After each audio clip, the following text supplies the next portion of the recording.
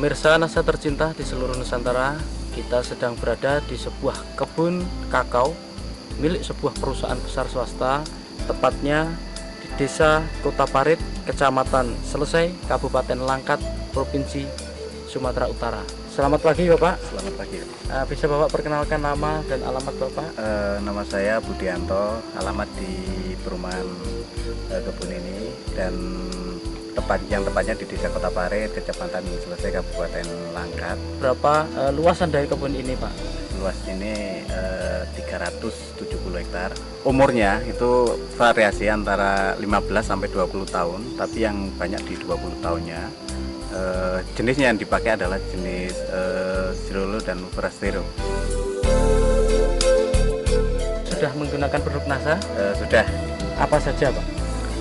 Yang digunakan di sini adalah NASA sama hormonik. Saya gunakan dengan spot. Untuk dosisnya? Iya, dosisnya 4 tutup per cap ditambah 1 tutup hormon. Itu Bapak gunakan berapa luasan dan berapa habisnya Pak?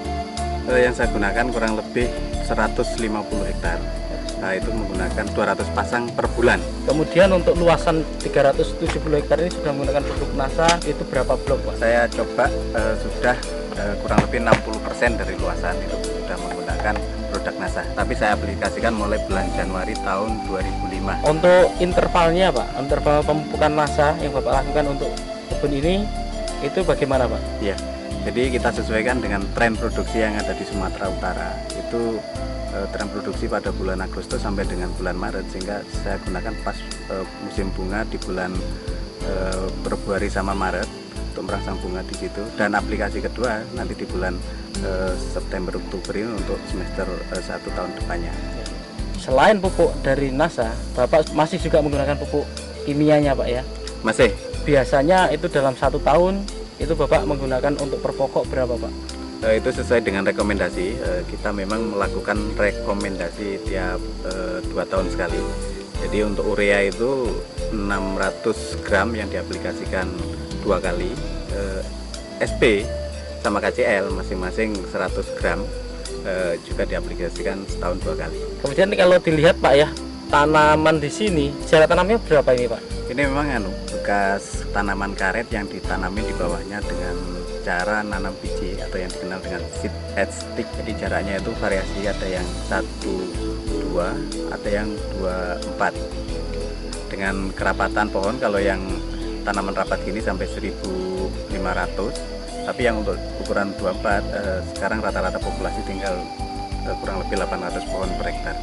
Kemudian dilihat dari naungan Pak, kayaknya di sini juga lumayan cukup banyak naungan. Ini kira-kira apa saja ini Pak pohon naungan di sini nih Pak? Ya, ini kita untuk naungan coklatnya yang pokok itu menggunakan Gliricidae, tapi untuk buffer untuk angin itu menggunakan mahoni. Nah, untuk kebun ini Pak, secara budidaya juga dilakukan pemangkasan Pak ya? Oh iya, itu memang wajib. Nah, kira-kira itu bulan apa Pak itu kalau dilakukan pemangkasan itu Pak? Ya, sama sesuai dengan tren produksi, yaitu untuk merangsang bunga yang di bulan Maret, April, Mei itu kita harus pangkas di bulan 2, dan untuk pembungaan di bulan 9 atau 10 itu kita harus pangkas mulai bulan 8 sama 9. Untuk teorinya pangkas Pak? Pada prinsipnya yang penting di situ adalah penyinaran bisa masuk, sehingga cabang-cabang kayak cabang air, cabang kering, dan cabang yang kena penyakit itu harus dipotong. Dan yang penting lagi adalah tanaman yang udah tinggi itu harus ditoping. Setelah Bapak menggunakan produk dari NASA ini Pak, apa yang Bapak rasakan atau yang Bapak lihat perkembangan dari tanaman atau kebun coklat Bapak ini Pak? Dari segi pertumbuhan vegetatifnya dari daun memang ya cukup menggembirakan, yaitu cukup subur, dan dari bunga-bunga yang mentil yang muncul, jadi itu juga kenaikan produksi. Dari tahun sebelumnya itu ada kenaikan kurang lebih 20%. 20% ya Pak kenaikannya ya, Iya. dari tahun lalu. Kemudian yang lain Pak, Bapak sudah menggunakan produk NASA dari pupuknya. Nah, kemudian untuk agensi hayatinya, Bapak sudah menggunakan belum Pak? Sudah kita coba beberapa blok untuk persiapan jangka panjang, tapi masih diamati untuk perkembangan tingkat serangan hama dan penyakit yang ada di sini. Jadi belum bisa Bapak sampaikan di sini ya? Belum. Ya, pakai apa Pak ininya? Untuk perkembangan Phytophthora jamur itu menggunakan Glio, dan untuk hama saya coba dengan menggunakan Pestona yang saya campur dengan Aero. Pada buahnya itu ada perubahan secara kualitas atau tidak, Pak? Secara kualitas memang ada ya, terutama untuk yang kena serang hama penyakit itu saat sekarang menunjukkan tanda-tanda ada penurunan, dan biasanya mecah itu kulit buah itu keras, ini agak-agak mudah.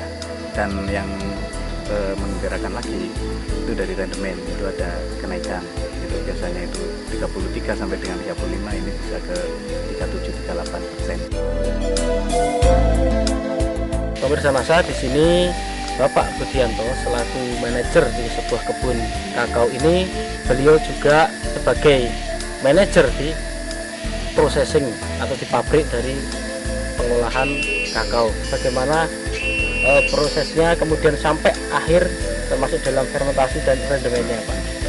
Setelah buah dipanen dari lapangan, itu siang hari atau sore hari tergantung dari siapnya panen, itu diangkut ke pabrik. Nah, di sana buah kakao tadi langsung ditimbang berapa bobotnya dan langsung dimasukkan ke dalam kotak fermentasi. Di dalam kotak fermentasi kita fermentasi kurang lebih 4-5 hari dan dilakukan pembalikan sekali pada hari kedua, dan setelah itu dilakukan penjemuran dengan matahari itu kurang lebih 8-10 hari tergantung daripada cuaca.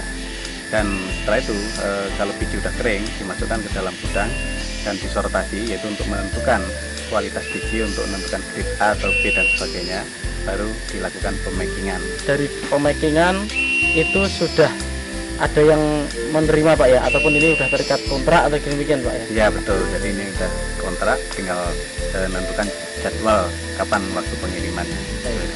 Ya, dalam sortasi, Pak, ya, kualitas dari biji kakao ini, Bapak bisa jelaskan kualitas A, B, C-nya? Jadi untuk grade A itu yaitu di bawah 100 biji per 100 gram, 100 sampai dengan 110 itu masuk grade B, dan di atas 110 sampai ke atas itu masuk grade C, dan di atas 120 itu masuk grade C.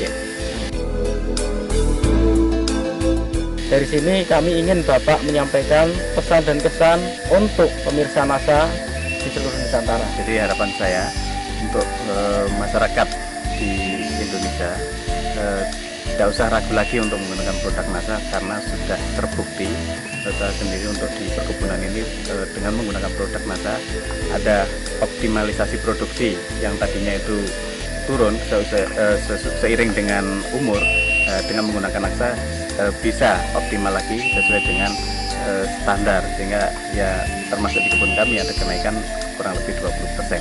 Demikianlah pemirsa Nasa tercinta di seluruh Nusantara, dengan penggunaan produk Nasa ternyata hasil dari kebun kakao milik perusahaan swasta ini berhasil meningkat dengan cukup luar biasa, yaitu peningkatan 20% dibandingkan sebelum menggunakan produk Nasa, dan secara kualitas baik itu rendemen maupun grade-nya pun dapat ditingkatkan, sehingga penggunaan produk Nasa ini mampu meningkatkan harga jual dari kakao.